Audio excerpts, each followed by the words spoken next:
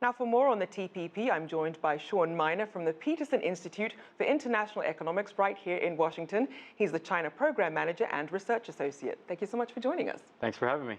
So as we look at this deal, the 12 countries involved signing the TPP deal in New Zealand, it's still mostly symbolic since these countries still have to ratify it in their own countries. So what's next in terms of ratifying the TPP?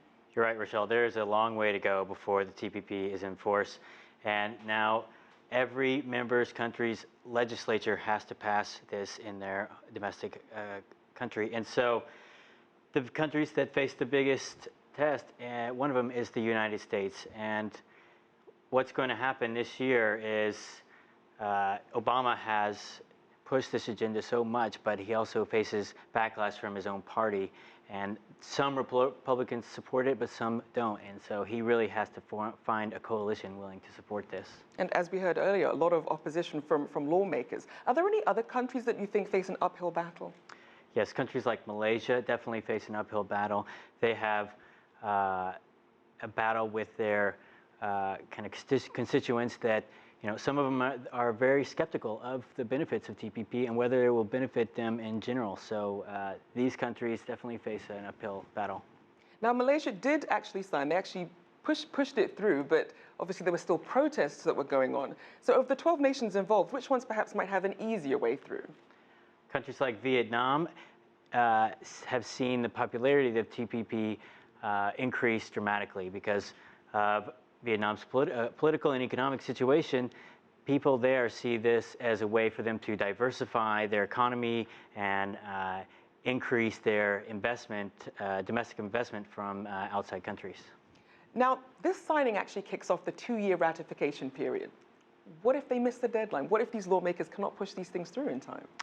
Well, in trade, there's always more time, so they will definitely extend the deadline, but what we say is there are missed opportunity costs. So every year that the TPP is not ratified is another year that hundreds of billions of dollars of benefits could be missed. And so, of course, in the TPP, there will be trade-offs, but each domestic country has to pass their own laws to help those that that pay the price for trade, and in terms of helping them out monetarily. So, but the benefits long-term are enormous. So we can't be myopic in looking at free trade. And speaking of the benefits, obviously, when it comes to trade, there are going to be some winners and some losers. Who are the real standouts for you? So Vietnam actually is one of the biggest winners. Malaysia will be a huge winner. The smaller countries seem to have large gains in terms of a percentage of their GDP. But the large countries like Japan and US also stand to benefit enormously. And even countries not in the TPP will gain just from the increased trade of the region and bigger dynamic of trade. And speaking of countries that aren't included in the deal, obviously China is not part of the TPP. Do you envision a time where China would perhaps join?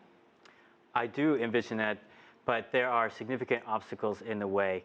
And some of those obstacles are things like the state-owned enterprise provisions in the TPP, also issues on labor unions, and things like data flow. So the TPP says that data must flow openly in and out of all countries with some exceptions. And so these 3 issues would be difficult for China to overcome in the near term, but I think longer term there is definitely a possibility. So in terms of the timing, is it perhaps a good thing then for the Chinese economy that they're not joining right now?